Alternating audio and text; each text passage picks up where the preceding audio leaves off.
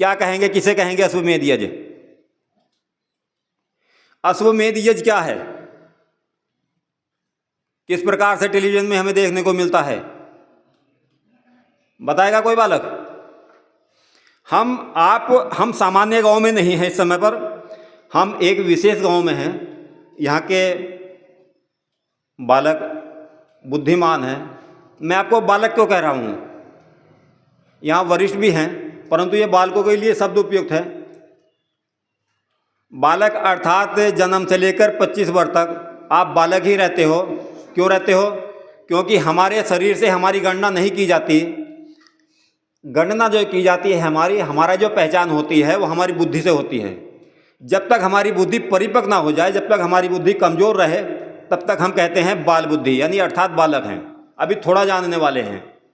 और जितना जितना ज़्यादा जानने वाले बन जाते हैं, जब हम पूर्ण जानने वाले, सब कुछ जानने वाले, अपने एक जीवन चलाने वाले, ठीक ठीक व्यवस्था से हमारा जीवन चले, उस आधार पर हम जान लेते हैं, तब क्या होता है? तब हम बालक नहीं बनते, बालक नहीं कहलाते, हमारे नाम पर बालक नहीं लगता। फिर क्या लगता है? फिर शास्त्री लगता है, द्विवेदी लगता है, चतुर्वेदी लगता है ना? अलग अलग संबोधन हमारे हो जाते हैं।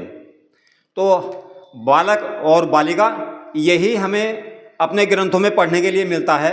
लड़का लड़की इस प्रकार के शब्द हमें नहीं मिलते, तो मैं वही शब्दों का प्रयोग करूँगा। तो आपने कोई ऐसा देखा कि श्री राम ने अश्वमेध यज्ञ किया या राजा युधिष्ठिर ने अश्वमेध यज्ञ किया? इसका सीरियल आपने देखा टीवी पर या नहीं देखा? कैसा होता है, किस प्रकार से होता है वो?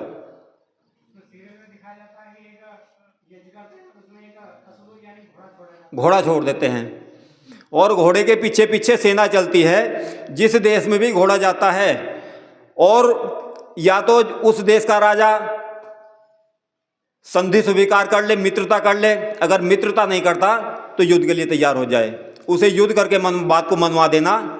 इस प्रकार का सीरियलों में दिखाया जाता है। ऐसा ही है जी। और वो घोड़ा पूरे विश्व में हर देश में घूमता है। घूमता है कि नहीं घूमता? क्यों जी?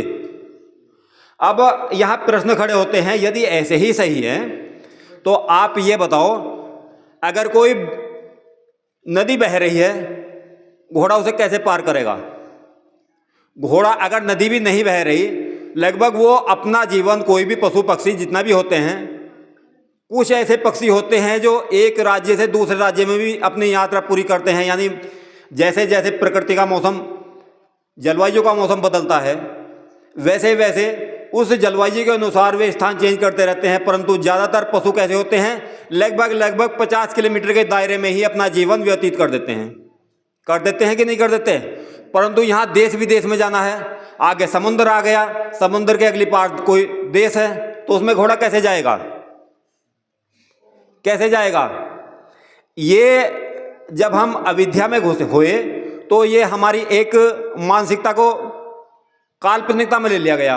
हमारी जो उत्तम एक शैली थी उसे परिवर्तन कर दिया गया और कल्पनाओं में ले लिया। अश्व को क्या कहते हैं हिंदी में? क्या कहते हैं अश्व को? घोड़ा, है ना? और घोड़े को इंग्लिश में क्या कहते हैं? हॉर्स कहते हैं। यदि किसी की पावर को आंकना हो, कोई यंत्र बनाए, उसकी पावर को आंकना हो, तो कहाँ से आंकी जाती है? वो हॉर्स से, अर्थात घोड़े से। ये कितने घोड़े की पावर रखने वाला इंजन है? कितनी? यानी वो हॉर्स से पता चलता है ये इंजन कितने हॉर्स पावर है, यानी कितनी घोड़ों की पावर वाला इंजन है ये, है ना? तो यहाँ अश्वमेध यज्ञ का भी यही अर्थ है, अर्थात अपनी पावर, यानी अपनी पावर, जब हमारी पावर भरपूर हो उस समय पे जो वैदिक संस्कृति है, जो सबका उद्धार करने वाली है, जो हर प्राणी पे दया करने वाली है, सबका हित चाहने वाली जो संस्कृति है, जिसे हम सनातन कहते हैं, और जिस देश में उस संस्कृति से लोग विमुख हो चुके हैं, वहाँ उन लोगों को अपनी संस्कृति मनवा देना, अपनी संस्कृति मनवा देना कि आपका राष्ट्र का उद्धार यही हो सकता है, इसी संस्कृति से हो सकता है, आप इस संस्कृति से विपरीत हो गए हो, आप का उद्धार नहीं हो सकता, समाज सुखी नहीं रह सकता, आप वो अपनाइए। अगर वो नहीं अपनाता था तो युद्ध करके अपनाते थे, युद्ध करके उसे चैलेंज करते थे। अगर राज्य में नहीं मानता, जो वैदिक संस्कृति है, जो पूरे विश्व का कल्याण करने वाली है, यदि उसे तू राज्य में नहीं अपनाएगा तो उसके लिए युद्ध करने के लिए तैयार होते थे। अर्थात अपनी वैदिक संस्कृति पूरे विश्व में स्थापित करने के लिए अश्वमेध यज्ञ हमारे राजे महाराजे करते रहते थे। घोड़े वाला अश्वमेध यज्ञ ठीक है या ये यज्ञ ठीक है? कौन सा यज्ञ ठीक है जी बताओ, है ना? परंतु हमारे सामने